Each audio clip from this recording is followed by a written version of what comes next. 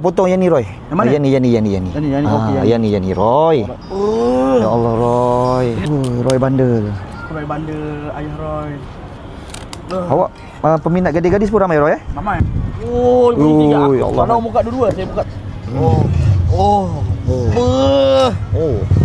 Keluar semua. Keluar. Jangan malu. Keluar. Ini yang kuning ni Roy. Ini kuning Ini yang kuning ni. Okey. Cicah. Bismillah. Tengok tu. Rahim. Tak masuk. Salah. Okey. Salah. Baru masuk. Sedap sangat. Berapa kali dah ni awak makan datang? Dah datang sini berapa kali dah Roy? Datang sini 2 kali. 2 kali. Yang itu hari first makan lobster. Lobster sedap. Yang ni 2 kali sedap. Yang ini king crab. Da'a. Tu kan memang sedap. Tetamu istimewa kita ada macakok. Macah. Ya Allah, selera. Ini YB kempas YB macam mana YB? Nasi saya orang lain belum makan awak punya nasi dah clear. Saya memang tengah lapar. Tak boleh tunggu. Tak boleh tunggu. Okey YB, kalau tak cukup nasi itu ada. Baru tu yang tanya saya. Okey. Sambal padu. Nasi padu. Okey. Perut tengah lapar. Awak YB Johor kan? YB kempas kan? YB kempas. Okey, cuba cicah kita nak tengok. Dia macam gua pisang lah ni Ya, lebih sikit. Kita orang Johor. Tak pedas ni. Pedas sikit je.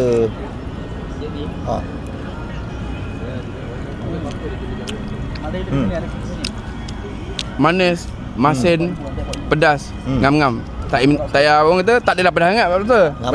Boleh makan. Okey, baik YB, terima kasih banyak sama dengan saya YB. Mana makanan awak? Tu table dia sana dengan kat kacip pun ada. Dah kenyang dah bang. Dah penuh dah.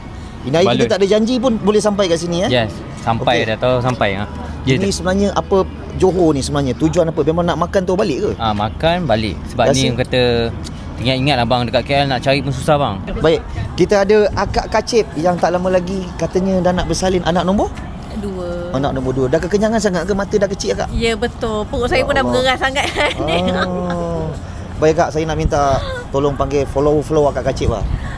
Untuk korang kan followers akak kacip mana tak try lagi Abang Lobster ni, korang kena datang try Ni bukan ada king crab je, ada macam-macam menu. Yang penting yang ini king crab ni satu order je dah boleh makan sampai 5 orang Sangat berbaloi Abang Lobster punya king crab paling murah. Datanglah try.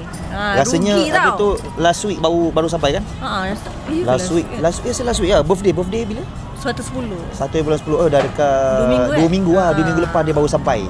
Maybe bulan 11 nanti sampai lagi kot. Bulan 11 boleh, no problem. Apa-apa kasih Roger Baik, terima kasih Abang Panda juga. Terima kasih banyak Abang Panda. Terima kasih JB Style. Okey, ada berita baik untuk korang yang